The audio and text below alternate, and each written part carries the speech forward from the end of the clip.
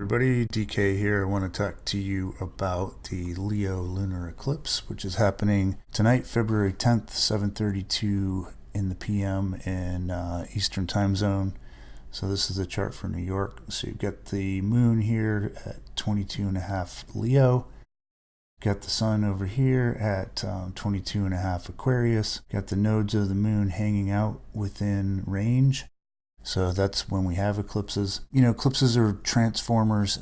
They bring in this huge higher order energy to shake things up and move things ahead and move things forward. So this is going to be the follow-on to the Aquarius new moon 2 weeks ago. At the new moon, we had the sun and moon over here in Aquarius. Now we've got the moon opposite the sun being eclipsed by the Earth, which is in the middle. So we want to look at this as, a continuation of whatever you were setting your intention for or releasing at the new moon in Aquarius in January. What I want to show you today are that there are three aspect patterns that are happening with this eclipse. The moon forms a lot of aspect patterns. So this is one. It's called a Grand Trine or the Great Triangle, right?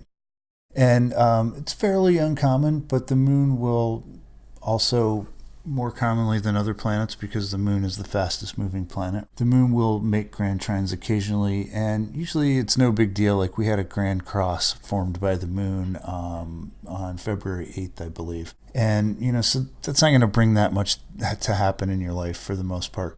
But the reason these patterns that are happening at the eclipse are so interesting is that eclipses are these kind of frozen moments in time. They're very dynamic, but whatever's in place at the eclipse is going to tend to reverberate far longer than what the moon does on a normal day or even on a normal new moon or full moon. So having the Grand Trine is considered to be the most positive aspect pattern. So trines are harmonious, they're creative, and it's linking these three planets, these three areas of the horoscope in this really positive vibration. So we have the moon in Leo. So, Leo's our self-expression, our creativity, being who we are in the world, radiating, shining our joy. We've got Saturn down here in Sagittarius. Saturn's been in Sag for almost 2 years. He's got one more year, right through the end of this year, almost exact on the calendar. And then in 2018, Saturn will move into his home sign of Capricorn. So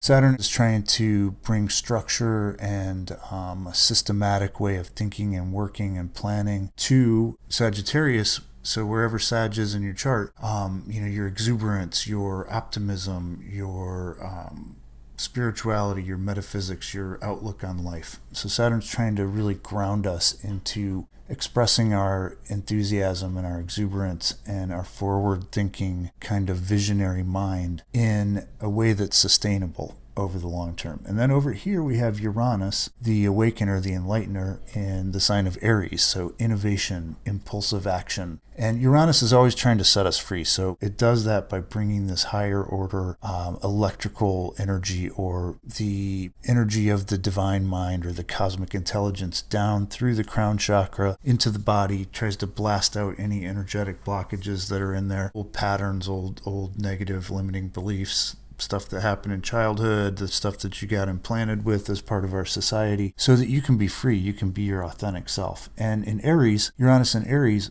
says, hey, you got to just go for it, right? Throw off the shackles of the old and let's move forward. And that can be very positive. It can be, sudden, shocking, transformative life changes. But we also have to watch out with Uranus anytime, and especially with Uranus and Aries, because we can tend to kind of fly off half-cocked and we have this great idea, but we don't plan, and then it all crashes and burns. Well, that's where Saturn, being part of this Grand Trine, is really helping us out. So this is an amazing energy, and it's you won't hear me often saying, wow, this is a really positive eclipse, although I have said it at least twice in the last 4 eclipses. So I do see this as very positive. That said, eclipses, they bring sudden, shocking changes, especially if they bang on something in your chart within a degree or two. But I think for the most part, this is a really liberating eclipse, and it's perfect timing considering what's going on in our world right now.